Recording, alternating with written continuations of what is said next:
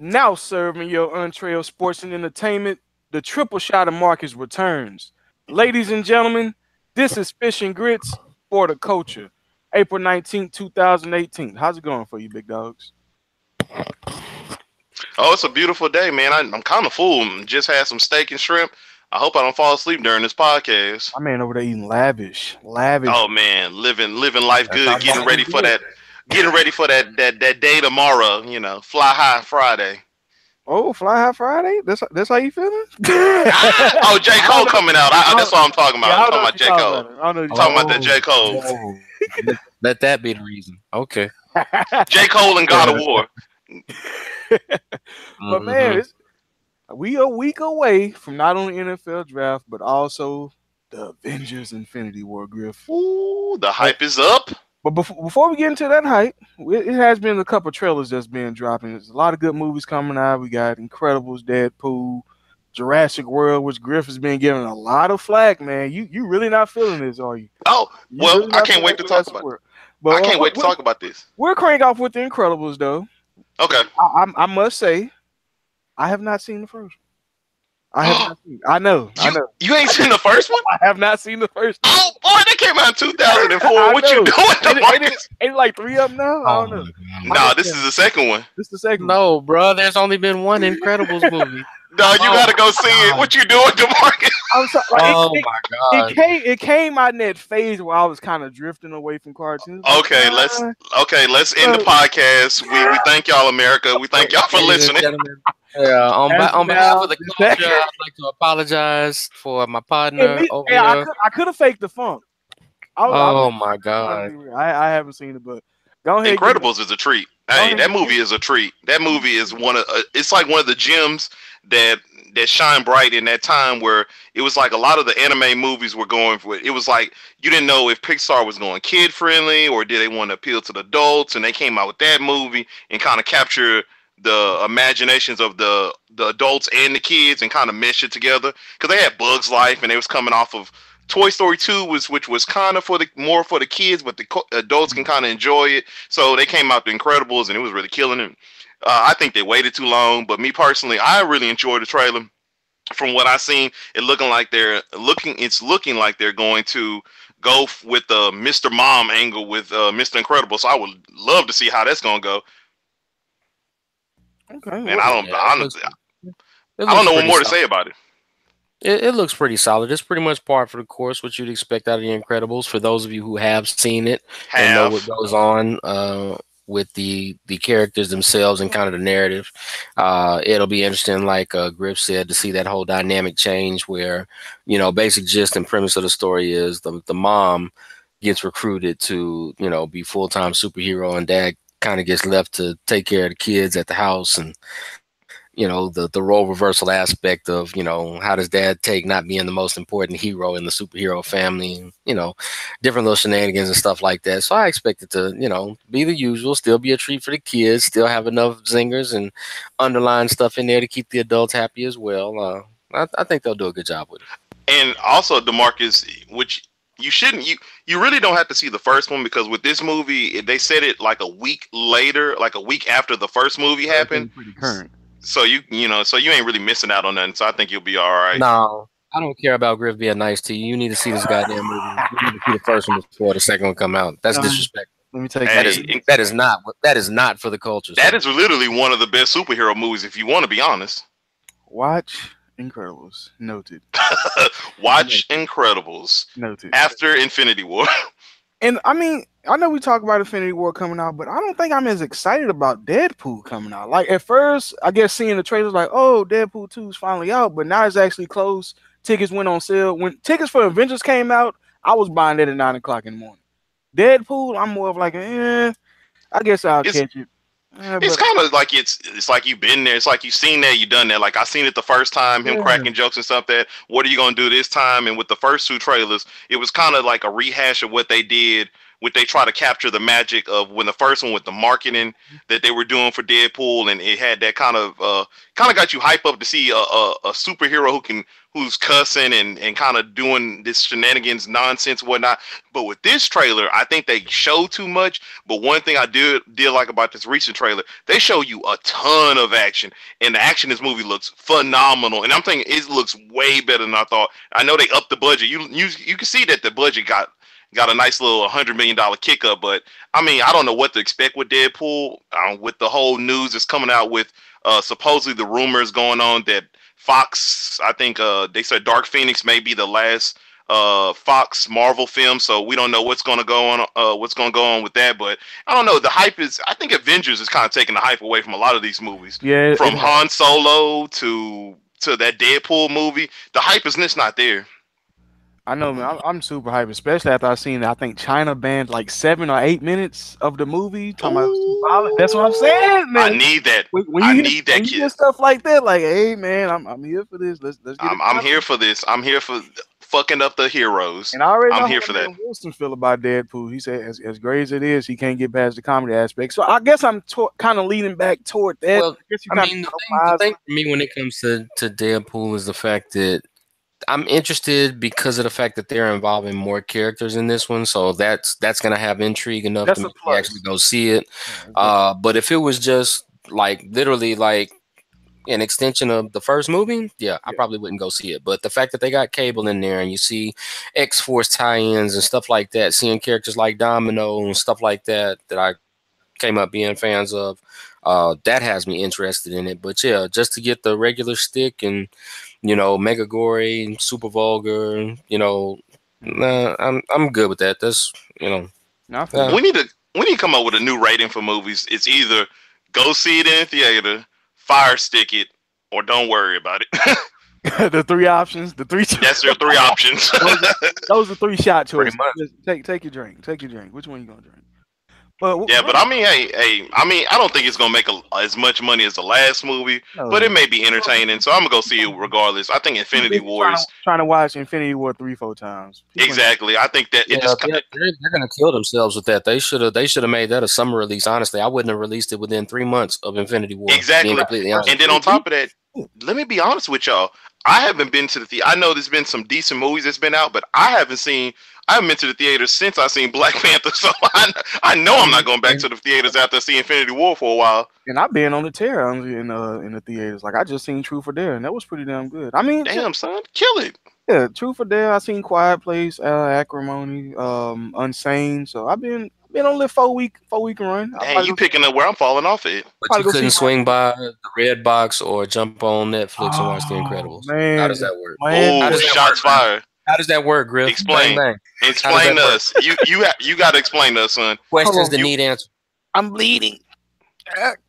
Okay, well, let's end the show early. All right, y'all. Okay, what we need? What we got to tell the people to need to watch? Put a Pixar Band-Aid on it, homie. The slander bite is real as Griff with Jurassic World. Like, what's the beat? Oh man, what's the beat? Okay, honestly, let me be honest with you. When you go into these films, honestly, these films are kind of B-list right now, but they're good B-list movies, unlike the Transformers, G.I. Joe, things of that nature. When you talk about Infinity War and Black Panther, everything's gonna be B-list for the rest. Exactly. Of the year. So that's kind of tough, man. Well, with this movie, it seemed like it was a rehash. Like when you saw Jurassic World, I know it's been a long time, but it's kind of like a rehash of what Jurassic Park. But it was actually an entertaining movie. I really enjoyed myself. And with this movie, it kind of feels like a sequel to Jurassic Park was what was it Lost World. The dinosaurs were kind of lost in the neighborhoods and stuff like that. And this film seems like that too. But after watching this film or this trailer, the action looks great. But the thing that I don't like about it seemed like they gave away way too much in the trailer. Because it kind of like things that they kind of hinted at in the other trailers and tease, they kind of full out is just exposed. And I don't like that about trailers nowadays. Yeah. And I think that a lot of the marketing people or the marketing heads feel that the audience, I guess it's because it's not the ticket sales are not up, or there's not enough mentions in the Twitter mentions about the movie, that they feel the need to add more to grab people's attention. And I'm just like, that's not always the good route to go. And I personally, in my opinion, I thought that Jurassic World was going to set up or try to do something with like how Planet of the Apes was. Maybe the dinosaurs start taking over the world or something like that, or they starting to repopulate or reproduce. That's what I thought they were going to go. Super smart. They was getting super smart over those two movies. Exactly, and that's the thing that I was trying. They may still do that. You never know. I'm not going. It's just a trailer. The movie could tease that, but from what I seen from the trailer, they spoiled a whole bunch of the main plot points that I think they could have kept to themselves. Is this a movie that kind of interests you to go see, Wilson, or is it one of those I'm gonna wait till it's streamable? I may catch a couple weeks down the road. It just off gut right now, and especially after looking at the trailers and stuff like that, kind of smells like a money grab to me. So I don't think that I will see it opening weekend. I think that unless one of my godchildren pressure me into taking them to see it, I might wait a couple of weeks. Just to see what it looks like, see what some of the reviews are and stuff like that. Because the other part that really gets me, and this is just being flat out honest when it comes to the movie, conceptually speaking, like what are you really going to do that I haven't seen before? What are you going to do that's really going to keep me interested with this narrative? And it's funny you brought up the Planet of the Apes thing, the way that they kind of remixed that and turned it on its ear, but they didn't go out of their way marketing, like giving away all of the good points, giving away all of the best selling points and action in the movie and stuff like that. And they wrote a damn good trilogy out of it. I really don't see that happening with this Jurassic Park. There's no hate against it. I've enjoyed the Jurassic Park series. I just think that it's kind of ran its course, and there's really nothing that you're going to do that's going to just kind of like reinvent the wheel for me to make me just all of a sudden rebuild my interest in it. So, I mean, it's no shade, but it's no interest there for me either. Let me ask you this, and I was thinking about this one day, and this is me putting on my GM hat, or what you want to call it, the movie executive hat. And I was thinking, so say they came out with a Jurassic World, and the parks, in Jurassic World, the park kind of got closed down because the dinosaurs kind of went rampant. Okay, so they say they set Jurassic World sequel maybe 20 to 30 years later, okay?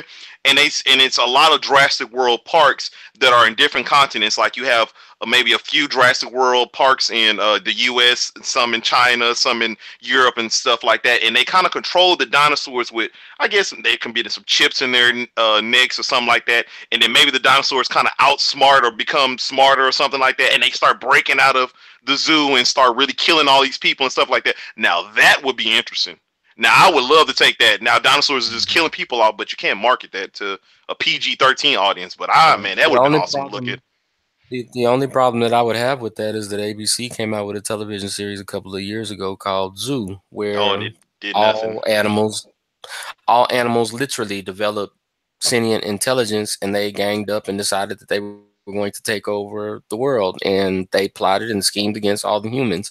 It's a similar type concept that really didn't get that much success with the story, and I actually really enjoyed that series because it was an interesting twist, the way that they had these animals like really thinking, plotting, and coming out with, no pun intended, guerrilla warfare tactics against these human beings.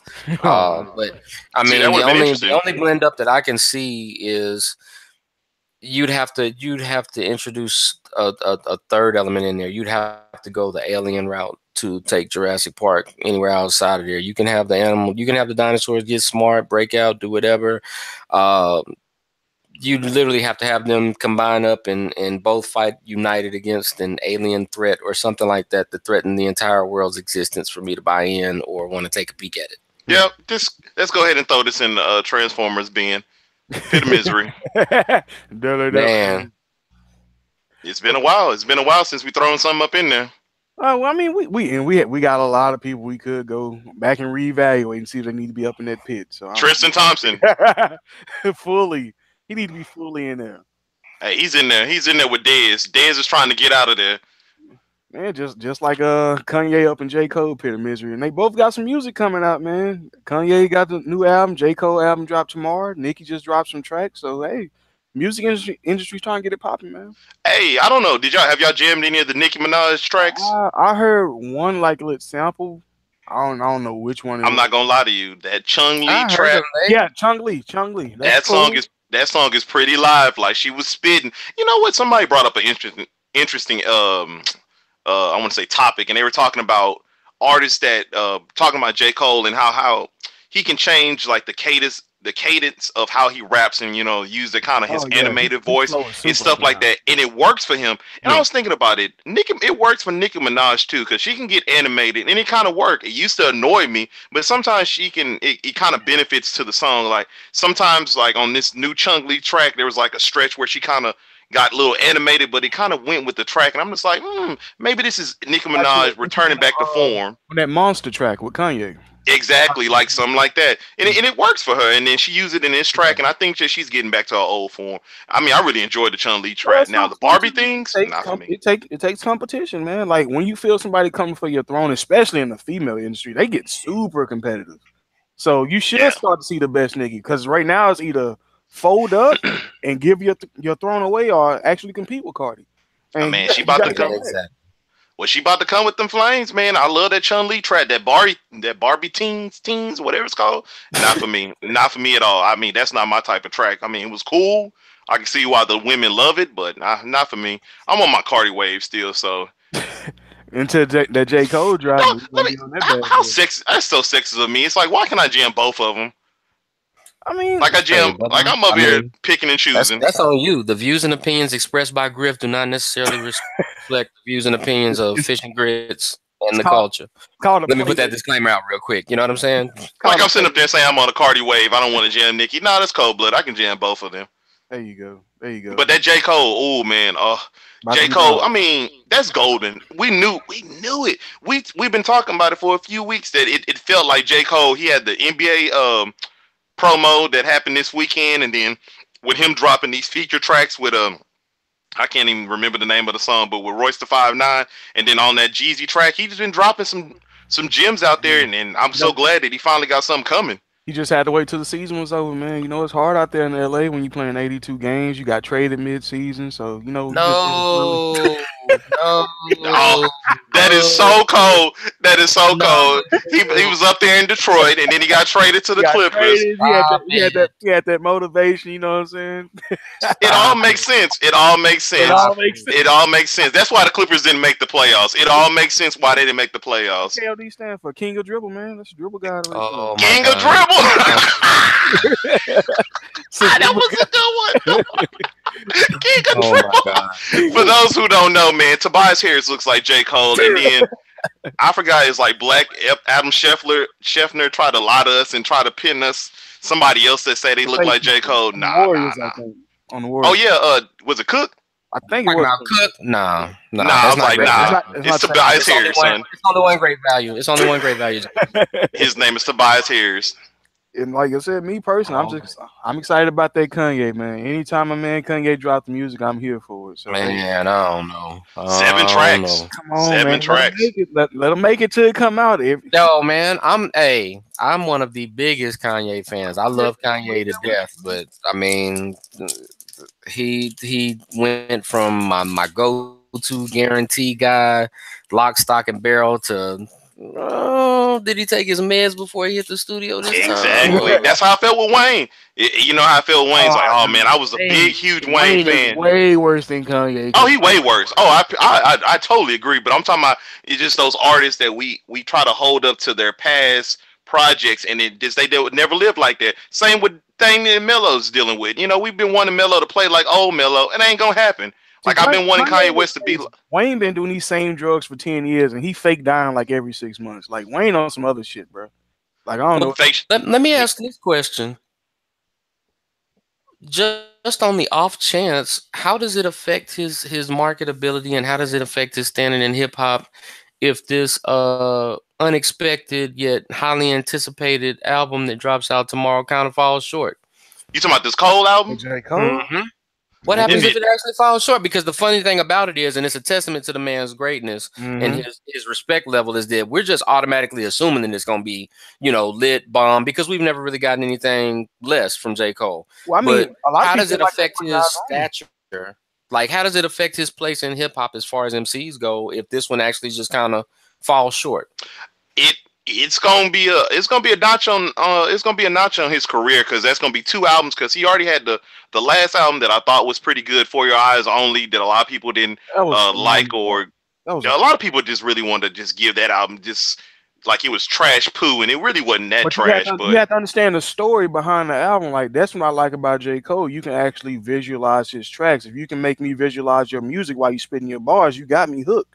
I'm gonna tell you like this: That's if the you one thing dropping an that- album name, if you dropping an album and it's called Kids on Drugs, and your visuals are having kids with lean, coke and smoking weed on your cover art, and then you got a crown on your head, are you trying to tell us that you the king of rap?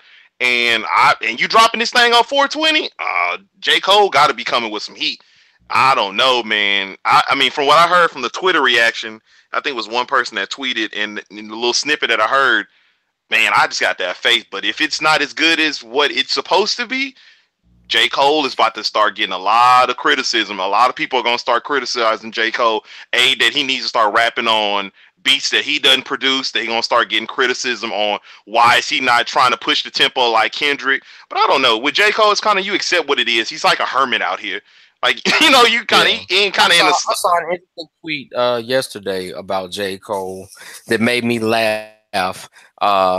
Folks talking about his understated greatness and stuff like that. And the gentleman, I believe, called him the Tim Duncan of rap. Yes. That is the greatest thing I've ever heard in my life. I couldn't agree more. That is the greatest thing ever. So who? Okay, super underappreciated. Who's Kendrick? I need J. Cole to get another championship album though before I can put him in the Tim category. So Kendrick would be what? Kendrick would be Kobe. Drake would be LeBron. Nah. To me, Kendrick at this point would be more D Wade. D Wade, you think having injuries slip in there a little bit? Oh no! I didn't say D Wade currently. I just said D Wade. Period. Like when you talk about D Wade, you gotta realize this is a guy that wasn't supposed to be in the league for 5 years. I'm talking about Wade County D Wade. I'm talking Flash. Flash D Wade. Yeah, bro. I'm talking about D Wade. I was gonna give him James Harden status, and I may get 18 free throw attempts. And ain't I was gonna give him James Harden status because he wasn't expect to be great, and he might end up being great. I mean, Kendrick got awards, and that's true. That's true. Harden ain't got the awards. You got a point. Once Harden get that hardware, then we can elevate it and stuff like that. But to me, Kendrick, and because of the simple fact that a lot of people were really early in his career ready to write him off as just a regional dude, he's West Coast, whatever, blah, blah, blah. And he kind of flipped it the same way folks when they were in college, because he was in Conference USA at the time, so I got to see him play against U of H. People was writing off D Wade. They was like, Marquette, whatever, blah, blah, blah. And then he turned into D Wade. That Final Four run, man. Boys don't appreciate that Final Four run. That man grew up into a grown man. I knew he was gonna be the truth. He had the best press conference I ever seen for a college guy. He said Dwayne Wade is about to go to. He's talking first person at the college draft. I was like, yeah, he about to be the truth. I gave him Kobe. I gave him Kobe status just because he's been a great for a while, for a long time, just like Kobe. But he also has good pieces around him, like J-Rock would be maybe a Andrew, a Paul Gasol, and then you have like Shaq. He had like his little beef that he had with Isaiah Rashad. Isaiah been, but I'd take D-Wade. And Wilson, I'm gonna need you to address the public right quick, because I understand Beyonce is a great performer, probably the greatest that we're seeing right now. But what's up with this MJ slander? I need you to take it back for the old school folks that didn't appreciate Michael Jackson back in the day and what he was doing, selling out arenas in different countries.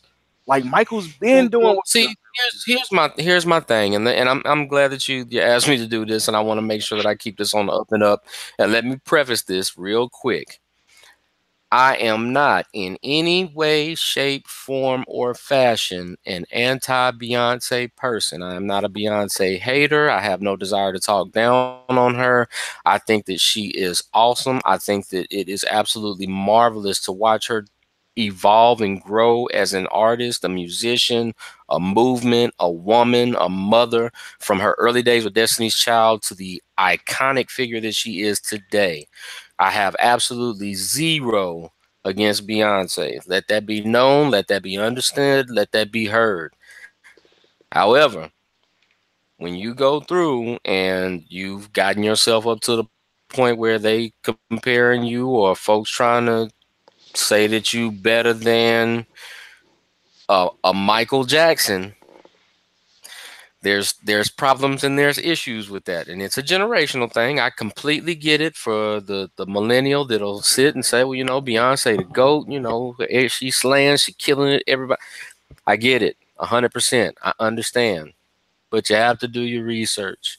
There's a few differences between the level of success of a Beyonce and notoriety, and then that of a Michael Jackson.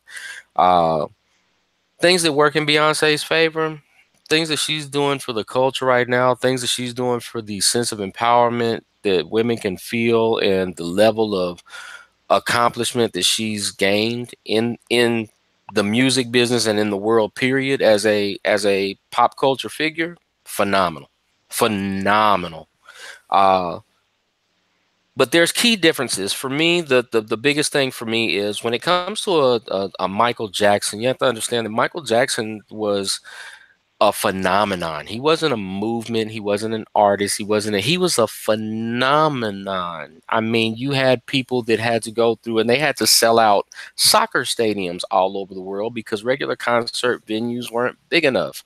You had to call in and double and triple your EMT crews, and literally had to have medical stations in the crowd because people would get so excited about seeing or hearing his voice, they would pass out. You would literally look at some of his concerts that he did a concert on HBO that he did live overseas, and in the midst of it, it looked like little trails of people crawling when they did the big shots on the stadium. It wasn't people crawling, it was people passing the bodies across of people that passed out to the medical stations.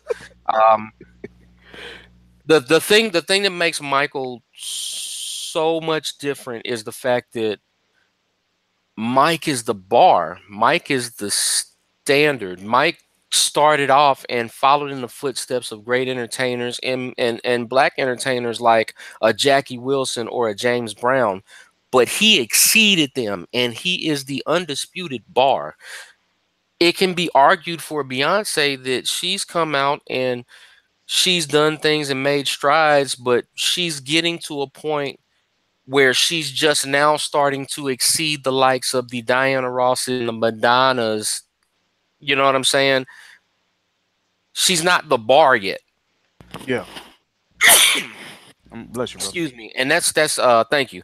And that's one of the things that's kind of a difference when it comes to the whole thing. Another thing that makes it kind of different is the fact that you look at the levels of success, you look at the levels of selling, you look at the levels of accomplishment and stuff like that. Like Michael Jackson was putting up, you know, modern day sale numbers back in the day when the technology was different, when it was harder to get stuff out worldwide. You couldn't instantly download and stream stuff and stuff like that. And I mean, you go to a point where people are still downloading and streaming Michael right now. But is that the argument?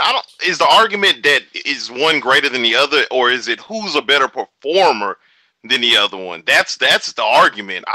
Shoot. Well, don't. I think the case can't be made now.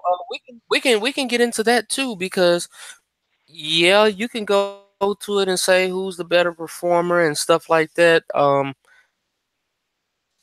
You go through and you look at Michael's body of work, you look at all of the stuff that he brought culturally and stuff like that, and especially from a standpoint of things that have been borrowed or plagiarized, and you're going to find less on his resume than you would find on Beyonce's. I can go to any black college football game and see all the stuff that they raving about Beyonce doing at Coachella every halftime or during every quarter when the band is playing.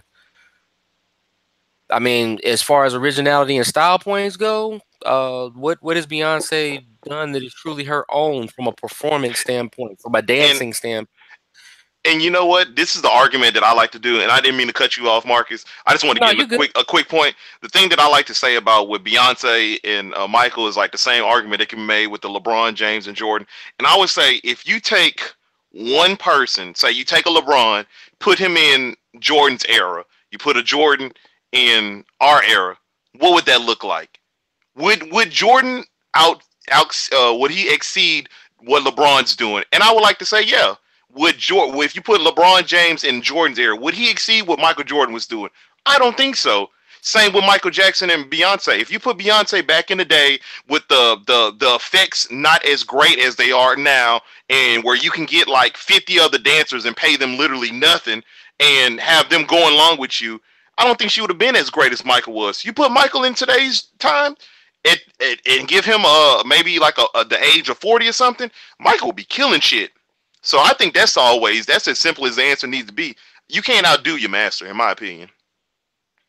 Well, I mean, you can improve on it. You can improve on it. You can improve, but I don't think you can ever just exceed your master. I mean, I understand. I get that, and the thing that makes it awkward for me too is the fact that it's really, really hard, and to me, I actually say it's to a point of unfairness that in the music business you really can't, and it's sexist. We'll call it whatever you want, double standard, whatever. To me, it's almost impossible to compare female artists to male artists. I agree.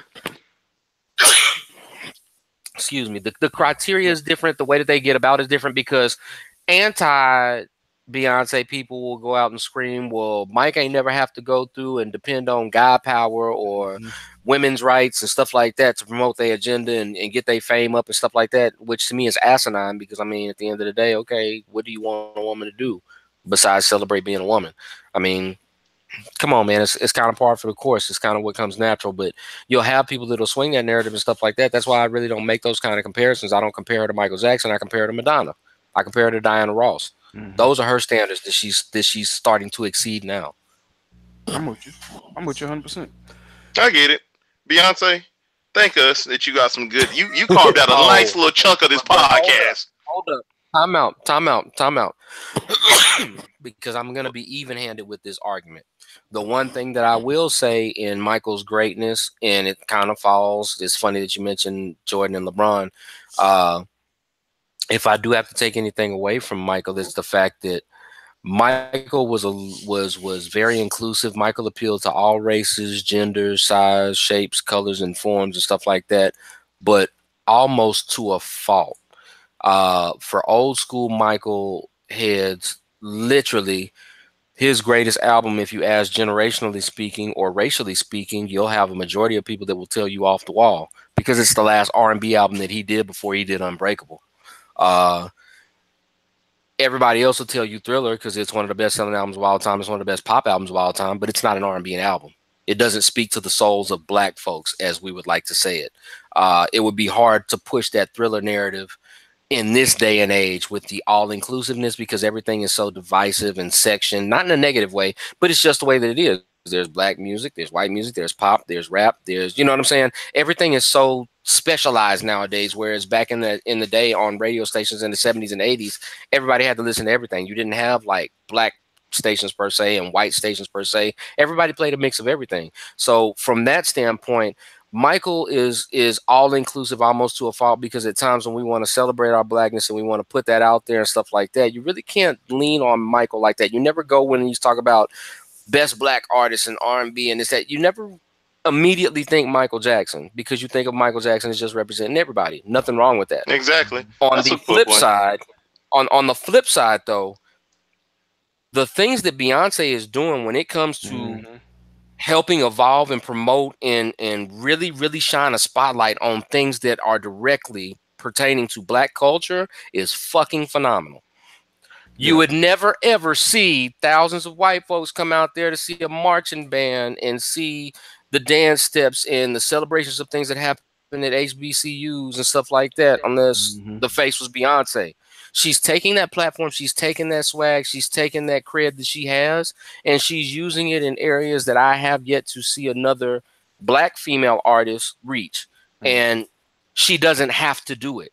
She's at a point now where she don't have to do stuff like this to get her cred up. She don't have to do stuff to get her weight up and her money up. She's choosing to do it. And that's the one thing that makes me love her to death right now is because she's growing. She's comfortable in her skin and she recognizes her brand and the strength of it enough to be able to do things like that, to be able to take chances and be unapologetic and put that culture out there in front to the point where I got these white girls and folks out here trying to buy these fake sorority sweatshirts and stuff like that now. You know what I'm saying? And I mean, I think that that is awesome because it's something that's not only a representation of the evolution of pop culture and Black culture as it pertains to pop culture, but I think that it represents a sense of being that face, being that force, being that drive. It's elevating her standard. It's putting her in a position where she's rapidly approaching being the female bar,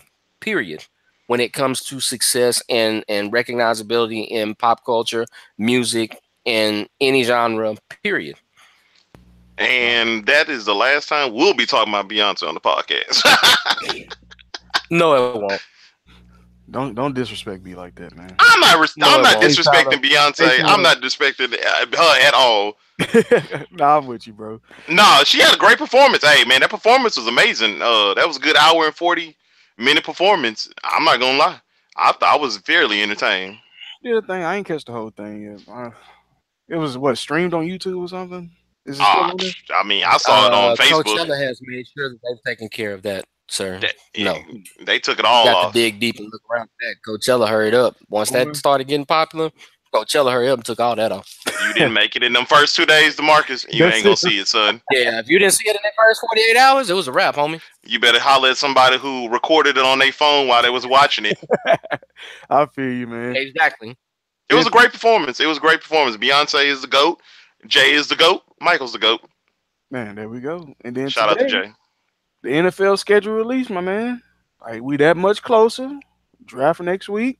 But pre-draft, what is going to be the top games you guys looking forward to? Pre-draft. I'm gonna be looking at the Eagles and Rams game just because those are like the two kind of button teams that everybody's been talking about in the off season. I mean, not everybody, but it's kind of been made a lot of the major moves. And then you want to talk. And I'm also going to be watching the Rams in Kansas City because that London game is going to be a fantasy bonanza. And then I'm going to check out the Cowboys and the Texans just to see the shit talking that's going to go on between the good, Texas neighbors. The Texas rivalry. What about you, Big Will? I'm selfish right now. For me, since I guess the NFL is trying to set up this narrative to make my quarterback win the MVP again this year, all my games that I'm looking forward to actually happen 3 weeks in a row, right in the middle of the season. Packers play against the 49ers. Packers play at the Rams. Packers play at the Patriots. 3 of the top hot name quarterbacks all in a row going up against A-Rod. Cannot wait to see it. 2 of them being road games. 2 of them being primetime games, with the Niners game being Monday Night Football and the Patriots game being Sunday Night Football. Yeah, that's Garoppolo, Goff, and Brady in order, in addition to the Matt Ryans, Kirk Cousins, Matt Staffords, Russell Wilsons that Aaron Rodgers will go up against this season as well. They are definitely setting him up for a bounce back 2018. I hate to spoil it for Roger Goodell and them because I know that they were trying to keep that on the low and make it look good, but I can see that from a mile away. Man, I'm with you 100%, bro. And then, yeah, for me, Texans Patriots week 1 should be interesting. I'm glad they can just knock it out early. I'm glad they didn't make it a primetime game so they can just be comfortable and they ain't going to have to spotlight. Is that in New England? That's in New England, week 1 at 12 o'clock. It is New England. It is, because that's the same weekend that the Astros are in Boston to play the Red Sox. We gonna that's be right. Just chilling up in Boston. Gonna be up there posted up. Of course, week 5. Any black Houston fans will be arrested in Boston that weekend. I'm just letting you know now. Don't go to Starbucks if you there. Don't go. Racism is alive in Boston. You will get slammed down by your neck. And then, of course, the week 5, when the Cowboys come in town, of course, I'll be up there. So, man, we're going to have to see what everybody's going to be getting into. Maybe we can get a little road popping. That's going to be a mad boy. Yeah, it's going to be crazy. It's going to be crazy. What you got, Griff? I missed it. What did you say the team? I'm so sorry, y'all. I kind of zoned out. I guess it's the steak starting to sit on me. What's the team that the games you looking forward to, Mark? I'm so sorry. We weren't talking about the Eagles anymore, so no, Griff was like, well, I literally zoned off looking at this Pelicans, the start of this Pelican game, and I was like, what did DeMarcus say? All I heard was black people not being allowed in Boston. Man, that Patriots 420 is tomorrow, Griff. 420 is tomorrow. Started early. Come on. Started early. Okay. Pre-game. Adjust your clock. This is the pre-game, 420. Now, for sure, Texas Patriots week 1. Ready for that one. Texas. The only black people allowed in Boston is Kyrie, Jaylen Brown, and Jason Tatum. And Rozier. in that order. In that order. In that order. And then Greg Monroe barely made it in. I threw on the Texans at Eagles week 16 because nice. if healthy, hey man, Watson versus Wentz. Okay. It's gonna be right before the playoffs start, so maybe these teams will have something to play for. And then to end the season, bringing in the Jaguars week 17. That's gonna be interesting. That's gonna be for the division right there. That's gonna decide a lot of things in that division. That's when Deshaun Watson gonna throw his last 6 touchdowns to make it 45. Or he may just knock it out against the Eagles if he's gonna struggle against. Hey, hold on, man. I'm just saying. Texans gonna drop. Hey, I'm gonna be at that game, so yeah, I'm gonna be at that game. I have my. Say it again, Wilson. I said the Texans gonna drop them last 2 to finish 8-8. I see it. It's all good. Stop it. I can see a loss. I can see a loss. Wait till after the draft, man. The teams are not even set yet. We still. You're right. This is purely shit talking at this point because the draft is gonna change a lot. Oh my god. This draft is about to be bananas. I cannot wait. Our most disgusting game could be our home opener against the Giants if things go as planned. So if they sign Dez and backdoor and sign draft Barkley, headache. I got goosebumps. Saquon runs for 210 and 3 touches. And then we gonna be breaking down. Y'all want to do the draft pre-draft, or y'all want to do after draft breakdown with my man B? Let's do after draft. Y'all want to do after the draft? All right. Because everybody and mama been talking about pre-draft. I think they've been talking about You'll have to do it after draft because me and BJ will be in Dallas on Wednesday. Okay. Okay. Shenanigans to ensue. How we'll break it down? We'll just let everybody know in advance. We're gonna drop the Infinity review. Maybe if we're available Sunday or Monday, and then we're gonna have the after draft. We're gonna get that breakdown, give our grades, and then we're gonna have a playoff show. So we maybe get on 3 episodes, possibly. I'm kind of salty. I'm kind of salty because the Infinity War comes out on next Thursday, and I just found out via text message one of my friends. My partner told me that Joey Badass, Marcus Griffin's favorite artist, is in concert in Houston on that Thursday. Oh my God, Griff, you about to cancel? I said, "Wow, no, I'm not gonna cancel, dog. I'm not gonna cancel, dog." But if you have to, I could not be mad at Joe. I can't. I'm not gonna cancel, Griff man. Said, tell Captain America and Thor and them that I will holler at them tomorrow. But the only reason why I'm not canceling because it will be spoilers out that midnight, and I'm not ready for it. That's my problem because I was so upset about Black Panther. It was every thread, not just y'all. It was every thread I was in. Bro, I'm pretty sure I'm gonna get on Facebook and somebody's gonna say Cap, Doctor Strange, all of them knocked off, and I'm be hurt. I'm be like, God dang. It's gonna ruin my surprise, dog. So now I gotta go to Infinity Wars. I'm gonna turn the phone off. I'm gonna call you and be like, hey, I'm at the theater, and then I'm turning the phone off. Just shut it. I mean, we're gonna see the first showing though. First showing gonna kick off at 7, so we'll know the ending before anybody. You never know. Thursday, I'm going LeBron 0 Dark 30 on social media. Like you better. I'm not gonna. Hey, you gotta be off on. You gotta fully sign out, fam. You gotta fully sign out to it. Like those notifications don't even pop up. Just fully get out of there. Remove it from your phone. Put my phone on airplane mode. I think I'm just put my phone on airplane mode. Just no service. Bleacher Report may fail you. They may have something up in there. Shit, you never know. Man, I'll be at the draft anyway. No, I'm not trying to hear none of that. So yeah, look, that'd be so messed up. The person you sit next to at the draft. Oh man, I just saw somebody spoil it. Captain America dies. Wilson like, God dang it! And you will see me. You will see me on the news. Fights ensue at NFL draft. Because I guarantee I will punch that person right in the face. The only way you wouldn't fight nobody is if why they telling you that, then the Packers backdoor and draft Darwin James. So then you'd be like, wait, we got who? Oh no, I ain't worried about you. They still get punched. They still gonna get them and be like, you should have traded up and got Denzel Ward. But man, the NBA community did lose a soldier yesterday. Pop's wife, Erin Popovich, did pass away at the age of 69. Married for 4 decades, a strong relationship they had. She was clearly a figure in the NBA, and man, our prayers go out to the Popovich family. He's not going to be coach tonight, but I'm sure those Spurs are going to show up and do it for Pop. Hopefully they can pull one out at home. Apparently she's been ill for a while. Yes. Not having released what's wrong with her. But as a Spurs fan, that I know Wilson is, what is your take on? Do you think this is the reason why? I don't know. This seemed like this year. I know there's been a lot of stuff going on with the whole Kawhi Leonard situation. You know, a lot of the doubters out there talking crap and creating, I guess, confusion and turmoil within that franchise. Do you? And Pop seemed like he was a little bit more. I want to say bothered more this year than he was of previous years. Do you think that his wife's injury had anything to do, or her illness had anything to do with kind of his grumpy mentality this year, or do you think that it's a much ado about nothing, and it's kind of Pop just being irritated with the whole Kawhi situation in general? Well, first and foremost, man, is somebody San Antonio born, been a Spurs fan all my life. Spurs Nation till I die, as I live and breathe. Like we lost a family member.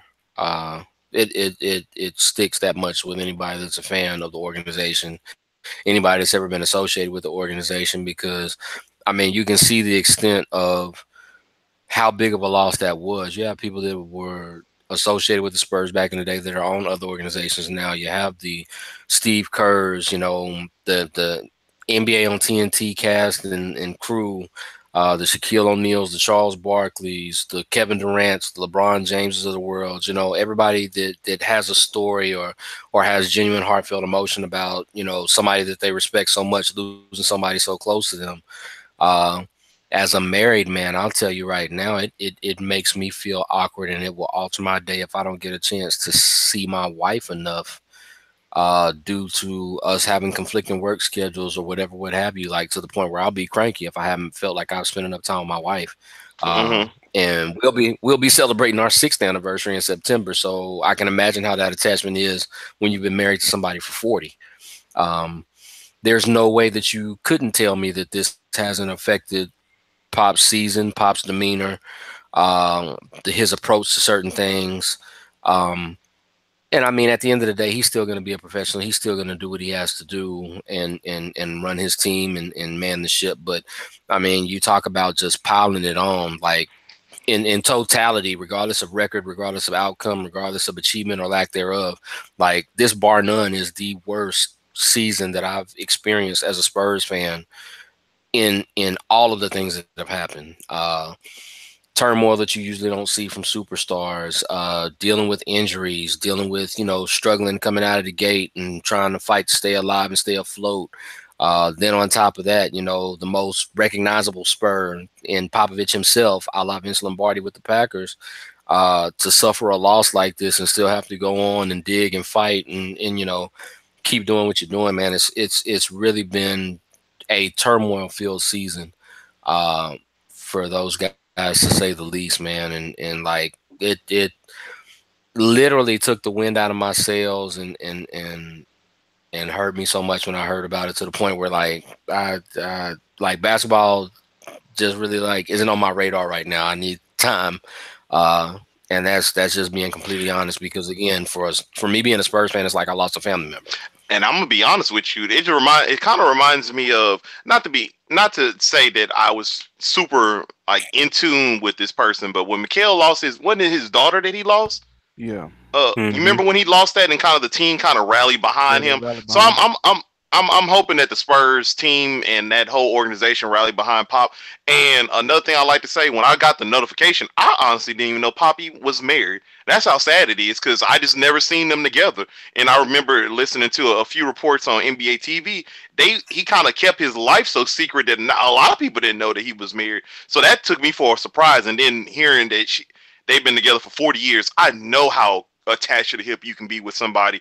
Being with them with 40 years, that's a long time. So I feel very sad for Pop. Just hey, that's gotta hurt. That's gotta hurt, man. That's gotta be, man. I don't even know how to explain it. How to explain it? It's devastating. I mean, there's no other way to explain it, man. I mean, that's something that literally, it's one of those things that, not to be callous about it, but looking at it from the way that a lot of these media heads and talking heads and stuff like that are going to approach it. But I mean, does that give him any motivation to even want to coach anymore? That's true. That's going to be questions that's going to come up. I mean, does he even really want to? At this point, there's nothing Nothing that else he Pop got to really has to prove. prove to Yeah. anybody. There's nothing else that he has to really fill on his resume. And I mean, you're talking about, losing your other half, your wife. I mean, Hmm. somebody that you've been with for 4 decades, man. It's That's a long I time. wouldn't be mad at him either way. You know what I'm saying? Yeah. I mean, it's devastating. I cannot imagine existing without my wife. Like I can't process that. That's something that I'd never, being selfish, that's something that I would never hope that I'd have to experience. I always naturally assume that I will leave this world before my wife does, I hope because I think that she would be stronger to deal with it than I would if she left before I did. I hope he keeps his health up, because I've seen in a lot of instances where couples that are married for that long or have that much tenure on their marriage, usually your health kind of deteriorates because of your Oh yeah, you significant lose other that not be will to there. live. So keep an eye. I hope he keep an eye on Pop, and I hope he keeping his keeping healthy and staying motivated for his kids and his grandkids that I heard that he would love so much. Yes, Oh sir. yeah. Yes, sir. Yeah, so hopefully they do their thing for Pop. So man, that's a tough loss. That's a tough loss right there, especially Hmm. somebody you've been around that long, man. So prayers out to the Popovich family, but man, that's a strong dude right there. That's a strong man. So the Spurs just have to go out there and listen to everything he's installed into that organization over the past 25 plus years. So as long as they can go out there, play hard, I think everything will be fine. And I really think they can pull one out for him just off that emotion. You seen a Tony Parker at practice looking choked up.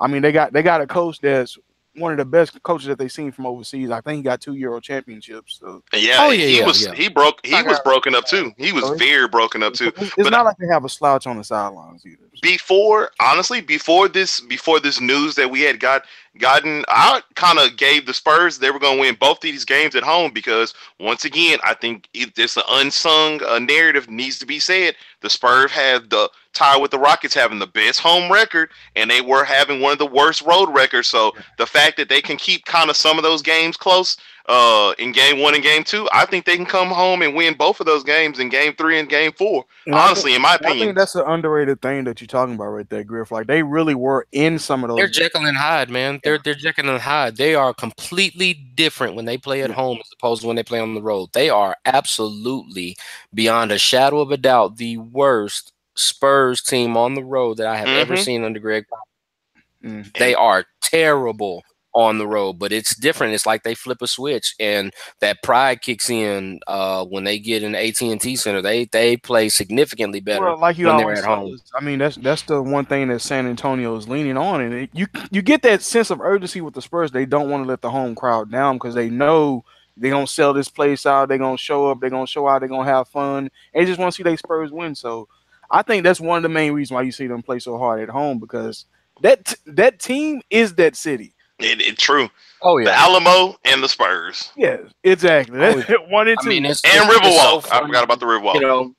Yeah, you got them coming down there now. Unfortunately, under terrible circumstances with the loss of Pop's wife. But if that situation didn't exist, you got them coming back at home, trying to bounce back and get a win in this series. It's already going to be a party because Fiesta just started down there. Like it's super Fiesta. in San Antonio right about now. So I mean, all that's going to kick in. But yeah, that pride is going to kick in. The fans are going to kick in tonight. The Warriors are going to get 150% from the Spurs. Of that, I have no doubt. And we'll just see how it turns out. Yeah, we'll see. We shall see. And if y'all had to throw something out there, what would be the biggest playoff surprise you guys seen so far? The biggest surprise, if you want to be honest, if we want to keep it a buck, you want to keep it 1,000. I think the playoffs are going exactly how I believe a lot of us have predicted. Well, us three or whatnot. We kind of expected the Boston Celtics, that coaching to take over, and for them to put their stamp on the Bucks. We kind of predicted that what we say. The Pacers are a really slept-on team. We knew they were going to take it to LeBron, and that's who they did not want to see in the first round. Same with the Pelicans. Nobody was talking about the Pelicans. They want to say it's the Anthony Davis team. We've been talking about Drew Holiday and Rondo and the pick of a Mirotic. But if I do say a surprise, is how inconsistent the Rockets look together. And I only say that as I did not think the Rockets. It surprises me, and I say it's a surprise as just seeing in game one how the Rockets all failed except James Harden, and he carried the Rockets, and it was a beautiful performance. We've seen James Harden do that many times in the playoffs, but then to backdoor and see James Harden have a horrible game, which we have seen in the playoffs, but then in return his teammates all step up. We don't see that too often in the playoffs, and that just gives a lot of the Houston fans, or should give Houston fans, hope that the Rockets can do it this year. With just seeing that when James Harden doesn't have it going, it's going to be all right. Our defense will step up, and other players will step up, unlike years prior. So that's been a surprise. Just that narrative has made itself well aware that James Harden get one game going and Chris Paul fall off, and then the next game James Harden may be falling off, Chris Paul gets it going. I've been really impressed by that. I'm with you. Even man. the Jazz, people can screen and say, "Oh, the Jazz beating the OKC." We saw that happening. Like, we really picked the Jazz to beat these boys. So nothing is really surprising in my opinion. I will say I ain't know Rubio was gonna splash 5 threes, but boy, what I tell you, that only helps the cause. But he's shooting 45% from the three this season. Yeah. But when you talk about the NBA season, you usually see rookies hit a wall at some point. But man, Donovan Mitchell has been coast to coast, and he had every reason to just lay down that performance coming off an injury. And this guy stepped up big time. So beautiful. He's a true freshman. Yes. Yeah. True freshman. He's not a redshirt freshman. Yeah, you're right. I'm gonna shoot slugs because I've been riding with my boys since preseason, and y'all both know it. I've been screaming about Donovan Mitchell since day one. And that was your boy. Tatum was my boy. That had every reason to have a bad performance, came out and had a game of his lifetime and broke a Jordan record. So hey, you can't sneeze at that, man. I heard that. I heard a little birdie say that to a lot of players, he reminds them of a better D Wade, and I kind of like that. Yeah, I kind of like that. Hey, I would not be mad at that comparison. Man, I like that comparison. Because the one thing that he has D Wade didn't have is he has more of a consistent jump shot and 3-pointer than what D Wade had when he first came out. And on top of that, I think that he's more polished offensively, but I don't think that he has that defensive repertoire yet. Because he don't have that. D Wade doesn't get enough credit for. D Wade is one of the best. D Wade is one of the best shot blocking two guards I've ever seen in the history of basketball. And he'll sneak up behind you and get one of them steals and piss you off. Be like, where you come from? Oh yeah. Baseball pass it for the dunk or take it all the way. Yeah, that's that flash. And I see that James Harden is starting to get that little D Wade in him when it comes to that aspect and trying to work on his post blocking skills and having quick hands like D Wade had. So I'm pretty sure he's watching them D Wade clips. And did anybody figure out who the hell Terry Rozier is yet? I know who he is. I know who he is. He's the dude that Wilson said is. Don't know he wrong for that, man. He knows. Bledsoe, man up and take the L. Just take the L, bro. Dog, he should have took the L after that step back three. Rozier hit. He didn't even contest. He just looked at it like, he ain't gonna hit this. Psych. Then Chris Middleton came down there and splashed it back. Oh, yeah. Chris Middleton was balling that game. I give him respect, yeah. Hey, Chris Middleton, once again, if you look at the playoff series and you've seen Giannis and Chris Middleton been balling, kind of been the only two that's been balling on a consistent basis for the Bucks. Honestly, let's look at the playoffs this year. It's been very entertaining so far, 2 games in. But are we? Wait. Let me throw my one surprise. Oh, yeah, your surprise. Go for it, yeah. And like team-wise, we're pretty much on the same page. The one surprise that I think a lot of people didn't expect, although we were smart enough to kind of know, for Golden State, my favorite guy, one of my favorite players overall, period. Good old Clay. Oh, steps out, maybe somebody will step up, this, that, and do y'all know what Klay Thompson's shooting numbers are right now? Oh, he's got to be in like the 60% of shooting or 50+ shooting because he's been lighting it up. He's shooting 67% from the field. He's shooting 71% from the. I can believe it because he's been balling. Splash guy. He been. And that's one of the reasons why drip. Low-key not trying to shoot no slugs or nothing like that. But that's one of the reasons why I firmly believe that Klay Thompson is going to leave the Warriors, because whenever it's down to a 3-man superstar rotation, you see Klay bubble to the top like this. Whenever it's the 4, he kind of has to fade back. It's not a thing of him feeling lost. Yeah, he don't feel set up the offense. Yeah, it's just he's just not in that rotation like that. Klay Thompson on any other team on earth is going to be a super duper star. I mean, any other team, he's a super duper star, but he's routinely overlooked. And he's the Tim Duncan of two guards. And you know what? And you know where he would go? And you know where he would go if Kawhi Leonard go. Come on. I got my hands out like Rick James on Dave Chappelle. Come on.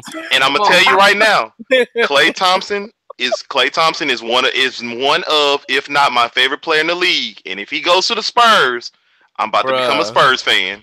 Get ready. I might streak down 59 in black and silver with a Klay on and some is good. Klay is real good, and I think he's really showing it that he's really just that dude can shoot and he can play some defense. Man, but he's super underrated. I gotta say, my bittersweet disappointment, though. I must say, like I say, I know the Rockets up 2-0, but what the fuck is Karl Anthony Towns doing? Can I ask you a question? Like, you watched the game. And I know both of y'all watched the game, and I know Marcus, you probably watched it more than one time. And looking back at those games, I believe that the Rockets have been playing Karl Anthony Towns like he's the number one on the team and kind of giving everybody else their own space to move. But they really put a lot of bodies on Karl Anthony Towns and kind of make it rough for him. And he doesn't like that. Yeah, he don't like being touched. When Nene was pushing that ball almost to the 3-point line, he did not like that shit. And as bad as they say that, oh, look at the small PJ Tucker on. PJ Tucker's a strong dude, putting that body on him.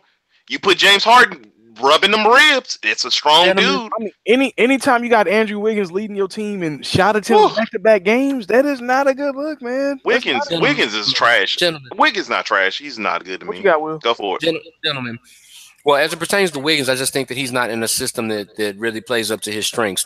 He's not is it the coach? Is it the coach officially? Yes. It's the coach. It's the system. So Tibbs got to go. Are we? He has talent.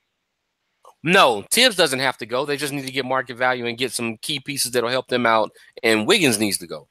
Yeah, because they need to get on the right track. They need to go through and get some more pieces that would actually some shooters, some dogs on defense. Because Thibodeau to play that short roster, everybody get out there and give him 40 minutes of hell type defensive scheme. That's not in Wiggins' game plan. That's not what he does. I mean, it's no slight on him. It's no slight on the coach. It's just that square peg in the round hole right now, and they need to find some kind of compromise. As it pertains to Karl Anthony Towns, man, here's the thing, and this is why it doesn't really surprise or bother me. We've talked quite a bit of basketball on this podcast. Over the podcast, and we can go back and check the receipts. Has anybody ever really spoken very highly of Karl Anthony Towns on this program? Man, I have plenty of times. We have. You have? Yes, I'm a super. I've never heard either one of y'all really like just rave and all that. Oh my God, he's one of the best big men in the game. I've never been sold on Karl Anthony Towns like that. Preseason, me and DeMarcus thought that Karl Anthony Towns was probably going to really challenge to be MVP this year. That was my breakout player. But see, that was when we had Brad on. That was when we had Brad. That's when blame my Alzheimer's, because I was like, I never really was like completely sold on Karl Anthony Towns. I mean, I'm not saying that he's bad. I'm not saying that he's trash, but defensively and being able to stretch the court out. But it's like his basketball IQ is not there for some reason. I don't know what it is, man. The biggest red flag for me was that Cat is a rim or 3-point guy. He's prototypical modern day basketball player. He's at the rim or he's at the 3-point line. And for me, that's the problem. I mean, for me, being the Spursy guy that I am, that's a huge issue for me. If you are the man holding down my pivot, nah, bro. I'm gonna need you to be a little bit more Robinson and Duncan and a little less Bonner and Bertans. No, he likes to shoot fadeaway. He likes to shoot fadeaway. Yeah, he loves it. He's a little too in love with it. I guess because he doesn't want anybody to get their hands on his jersey. But sir, I don't know, what they told you, Mr. Towns, but I was like, dude, you can. You can test. Honestly, I wanted, and this is the thing that I really wanted. I wanted, because remember, what was it when the Timberwolves had traded and got Kevin Garnett, and he was part of the organization, and it was rumored that he was going to have a part of the like a front office position with the yes, exactly. I thought he was going to be there to mature Karl Anthony Towns and give him that grit and kind of put some muscle on his body, kind of establish him. If and Flip it was didn't still happen. alive, KG would probably be the coach right now, and Flip would be the GM. If Flip was Bro, still alive. like if the Don't- Minnesota Timberwolves as an organization was smart, they would have went the Houston route, and Kevin Garnett would be mentoring every big man on that roster. I'm gonna need you to Kevin get big. I'm gonna Garnett need you to should- be tough because the one thing about Kevin Garnett was Kevin Garnett liked to shoot outside, and he had a nice mid-range and fadeaway game and stuff like that too. But Kevin Garnett would get inside and beat the brakes off your ass too. He wasn't just limited to just keeping it outside or keeping it at range or trying to be a pull-up or a face-up guy. Kevin would give it to you whatever way it could to go ahead and win that matchup. If he had to bang with you, he'd bang with you. If he had to pull you outside, get you out your comfort zone, hit you with his mid-range game, he could do that too. If he wanted to get you in transition and run you up and down the court, he could do that too. That's one of the things that makes him one of the all-time greats. I just don't see that with Cat at this point in time. And it may be one of those things with a basketball IQ, like you said, DeMarcus, but it's just not there. It's something that's not clicking. It's something not clicking. The worst thing that they could have done was trade away Rubio, because what Rubio did was something that Cat Williams would have. I mean, not Cat Williams. Cat would have needed to Cat use. Williams will probably score more than Carl Anthony Towns right now. So The reason why I say you are fine. hey, have y'all boys been okay? So if y'all look at the Jazz game and you watch Rubio play throughout this year, what he's done is he's been able to play off the ball where he hasn't been looking forward to score, and he's also had a playmaker in Donovan Mitchell he can play off of and play off ball of. And guess what? If you would have kept Rubio with the Timberwolves, who would have been his two guard? Jimmy Buckets would have been there. Do you not tell me that Rubio wouldn't be able to set Karl Anthony Towns up like how he's been setting up Favors? And that was my problem when they signed Gobert. Jeff Teague, because I don't think they improved the roster by bringing in Jeff Teague and shipping out a Ricky Rubio. Ricky Rubio is an elite playmaker. Yeah, he's an elite playmaker. And Teague is a score first. Teague is a score first point guard. He's a kind of a Russell Westbrook of the point guard position. I want to score, and then maybe I'll go into the lane and something fall off, and I'll dish it off, and somebody score, and that's how you get the assist. That was a lot of my beef with Jeff Teague, because I don't feel like they improved that team by shipping out Rubio. Rubio would have been a damn good fit in this offense, but I don't know what the hell Tom Thibodeau want to do as far as the offense, because they show us hell when running those sets. They not running no sets in Minnesota. They running all ISO basketball, and that's not going to get it done against the Rockets. But do we give credit to the Rockets defense? Yes, I mean, that defense was the reason that they was. We'll know after game 3. If Minnesota just hit a couple shots, they were shooting like 37%. The Rockets were shooting like 17. It was pretty damn bad. If they hit a couple shots, Minnesota could have easily scored 40 in the first. They could have. We'll know after game 3. Oh, a series don't start until you lose a home playoff game. So exactly. So it's going to be very interesting. You have to really be able to measure the team. I mean, unless you're the Blazers, Rockets basically doing what they're supposed to do as a 1 seed against the 8 team at home, barring the closeness of game 1. Now, if they come out and they play with that same intensity on defense, that same good overall team defense, and they hold it down against Minnesota on the road, okay, then people are going to have to start ponying up and acknowledging the fact, okay, they're doing their thing on defense. But if they go through and they waver and let Minnesota get more opportunities and them stats go up a tick, then it's still going to be in question. It's just one of those things. Now, if they can do it on the road as well as they do it at home, you just got to give them their props. And let's go ahead and I'm going to go ahead and give a shout out to the New Orleans Pelicans and give them praise. They got the brooms out, son.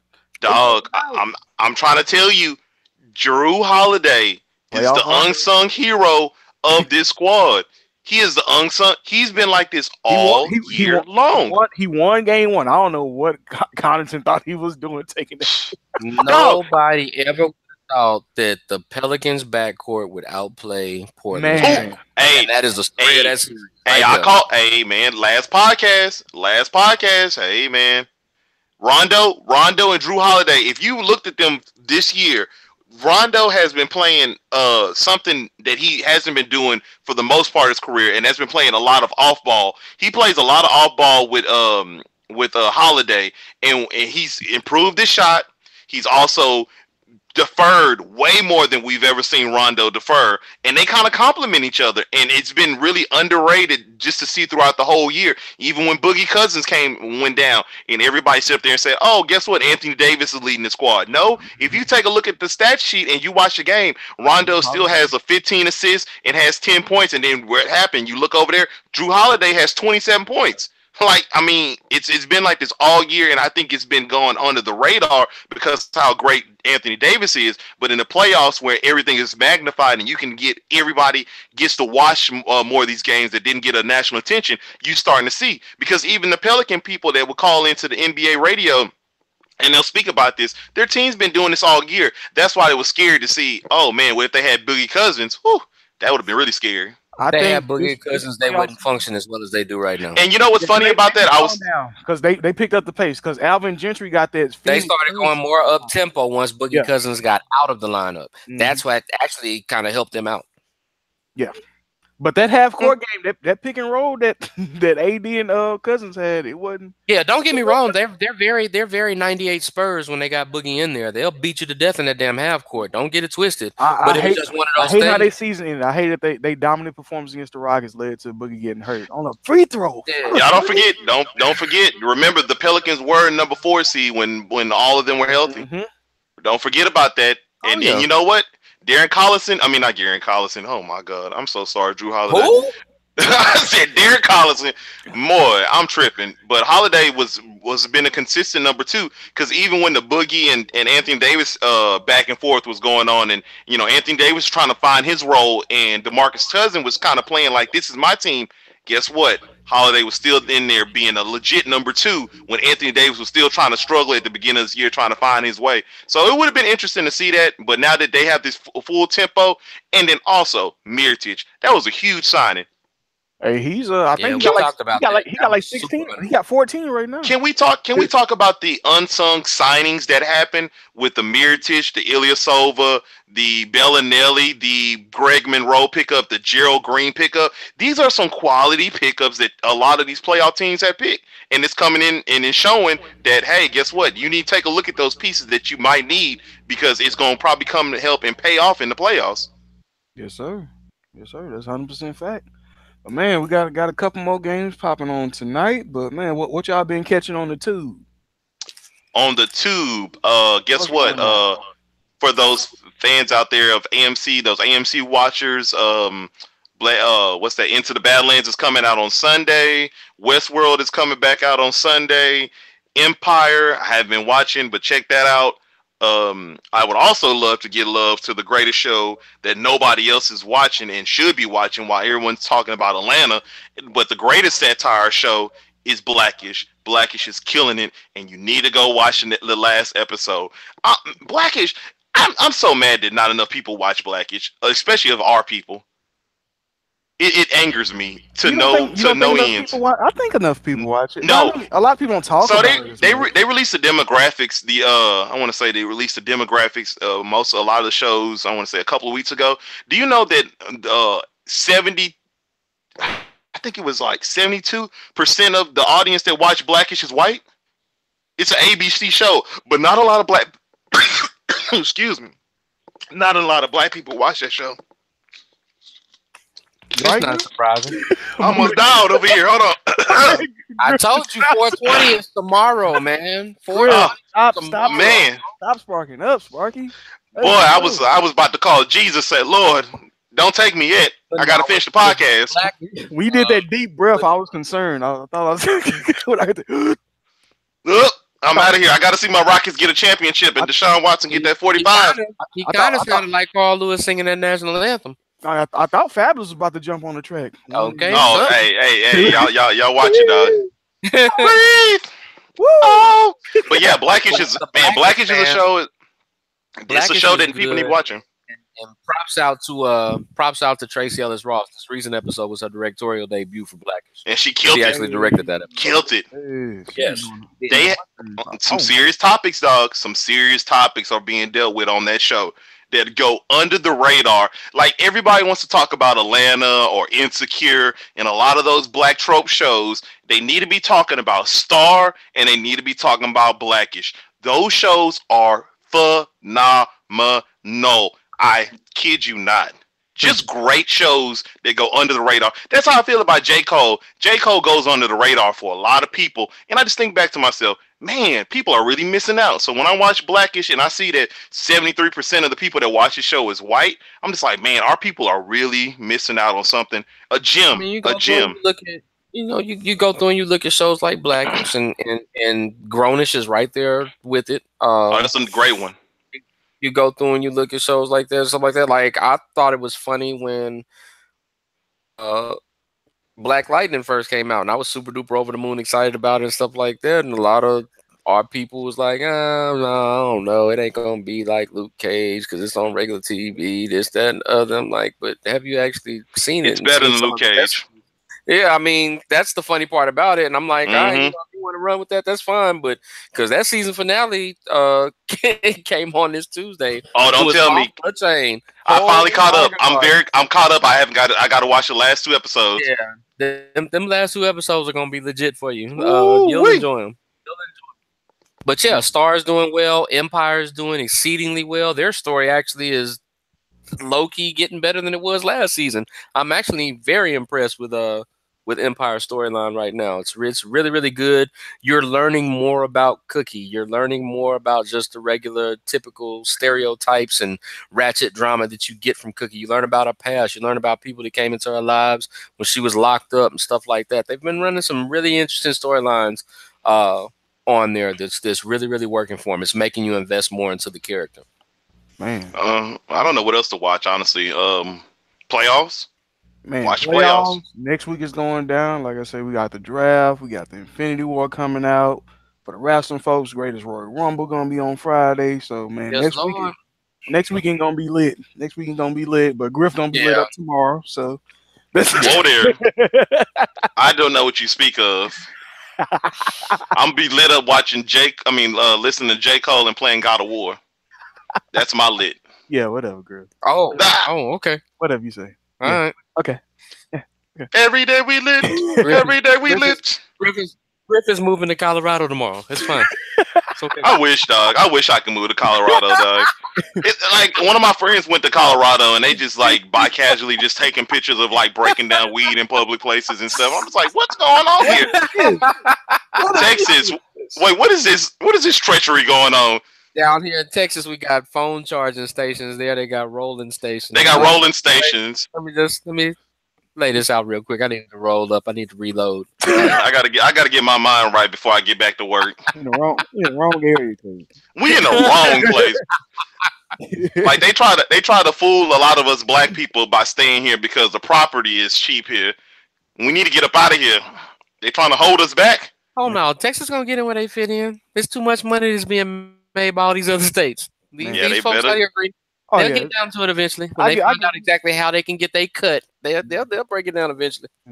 Are we done talking about the playoffs? Anything else we want to talk about the playoffs? Anybody shocked about Philly and them about to beat Miami and be up 2-1? No, not at all. I mean, with MB coming back, that should be what's going on. But all right. Ben Simmons had a huge game. I like that Wade had a little throwback game. I like that he almost got into it with Anderson. I did like that. Yeah, I like that he come with that playoff aggression. You know what I'm saying? Y'all gave that boy y'all put him in Whoville a little bit earlier in the season. But we said Marcus. We both said he was gonna have one or two good game. He's still in Whoville. He just came out. Can't Whoville Dwayne Wade though, man. He put in an application to change addresses. That's fine. Oh, he put himself in the Whoville getting his salad toss. Oh, man, come on. Let Wade make it, man. He grown. He said he do grown. Hey, man, hey. Grown AF. I'm not mad at you, brother. Go and get it how you live. Tell her to bring the syrup and the jelly because you showed up big. It's all good. Yeah, we still, well, like I said, Pelicans Blaze still going as a blowout. Spurs kicked off 6-0 lead for the Spurs, but man, so Wills can catch a little bit of the game. Anything we got before we close up? That's it. Follow us on social media. Fish and Grits 281. For me, before we go, because I like to, make sure that we keeping it all the way around 360 degrees with the culture. For those of you that may not be interested, you may not. I'm a sports fanatical kind of guy. It would be remiss for me not to mention the best playoffs currently going on, and that would be the NHL playoffs. For anybody that actually pays attention to hockey, takes the time to want to learn about it, stuff like that, there are no better playoffs in sports than hockey. Why? Isn't Because you expansion basically have team. a game that's moving 1,000 miles an hour. You can literally see teams' chances change in the blink of an eye in Yeah. hockey. Unlike any other sports, you don't drag it down with timeouts or fouls to slow down the game. And they're like, it's mile a minute, next man wins, sudden death, everything matters all the time. Hey, Wilson. And yes, the Las Vegas Golden Knights are the first I expansion was about to say. team to go through, make the playoffs, and sweep the first round in the history of the NHL. They are on pace to be the most successful expansion team in the history of pro sports, period. Impressive. They have just moved in, and they are the co-favorites now to actually win the Stanley Cup as an expansion team. Phenomenal job. Phenomenal job. But it speaks to the level of competitiveness, to the level of parity. We talk about it in other sports and stuff like that. But for those people that really pay attention to hockey, made a strong rush last year, and I believe they was the 8th. Nashville is the other favorite to win the Stanley Cup this year. And I mean, we talk about it, and anybody that knows hockey, you're hearing the names Las Vegas Golden Knights and Nashville Predators, where you should be hearing Detroit Red Wings or Boston Bruins. You know what I'm saying? Like, the Blue Bloods are not in the mix right now. It's, you know, you're seeing such a change and such a turnover with all of these teams and stuff like that, man. But it's great action. Sports parity is bliss. Sports parity. Yeah, it's great action, and it's a win for the NHL because they are making money. When I tell you, I went to Vegas last July before the team actually got up and started, and we were walking through the malls and stuff like that. They had Las Vegas Golden Knights stuff. Bro, they were still cheering for the other XFL team. Vegas just won a team. Oh yeah, they just. And I believe they just got San Antonio's WNBA team. They're called the Aces now. They had the #1 overall pick, and they lit about them too. Then they're gonna get football company. So you can just imagine how much guap is about to go through that city once them Raiders make it into town. That's going to be bananas. Yes, sir. Yes, sir. It is. Anything else you got? That's it. Go Pelicans. Man, don't do too much, and don't try to, try to do something to actually remember 420 tomorrow. Don't blaze and black out through it. Hey, float on. Float on. Float on. But nah, man, other than that, man, shoot, just be safe out there. Enjoy your weekend, man. It's all love. Yes, sir. Yes, sir. As always, y'all can catch us on SoundCloud, iTunes, Fishing Grits for the Culture page on Facebook at Fishing Grits 281. Get melanated and illuminated / Fishing Grits. We got the content. Like, listen, share, enjoy it. We here for you. It's for the people. It's for the culture. Yeah, go ahead and roll you one up. Listen to us on tomorrow. Was a little bit KOD. Roll that shit, light that shit, smoke that shit. Pass that shit too. And enjoy this shit. But as for now, now, what I'm saying, listen to this shit, like this shit, subscribe to this shit. Man, yeah. Preach to him, brother. But as for now, this has been Fishing Grits, and you guys have just been served. Fly High Friday. Peace. Pass that shit.